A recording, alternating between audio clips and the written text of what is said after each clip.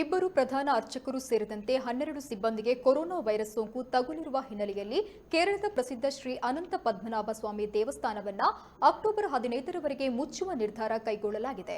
ಇಬ್ಬರು ಅರ್ಚಕರು ಸೇರಿದಂತೆ ಒಟ್ಟು 12 ಸಿಬ್ಬಂದಿಗೆ ಮಾರಕ ಕೊರೋನಾ ವೈರಸ್ ಸೋಂಕು ತಗುಲಿದ್ದು, ಮುನ್ನೆಚ್ಚರಿಕಾ ಕ್ರಮದ ಭಾಗವಾಗಿ ಅಕ್ಟೋಬರ್ 15ರವರೆಗೆ ದೇವಾಲಯದಲ್ಲಿ ಭಕ್ತರಿಗೆ ಪ್ರವೇಶ ನಿರಾಕರಿಸಲಾಗಿದೆ ಎಂದು ದೇವಸ್ಥಾನದ ಆಡಳಿತ ಮಂಡಳಿ ಸ್ಪಷ್ಟಪಡಿಸಿದೆ. ಆದರೆ ಅರ್ಚಕರು ನಿತ್ಯದ ಪೂಜಾ ವಿಧಿವಿಧಾನಗಳನ್ನು ಎಂದಿನಂತೆ ನೆರವೇರಿಸಲಿದ್ದು, ಅಕ್ಟೋಬರ್ 15ರವರೆಗೆ ಭಕ್ತರಿಗೆ ಮಾತ್ರ ದೇವಸ್ಥಾನ ಪ್ರವೇಶಕ್ಕೆ ನಿರ್ಬಂಧ ಹೇರಲಾಗಿದೆ ಎಂದು ಹೇಳಲಾಗಿದೆ.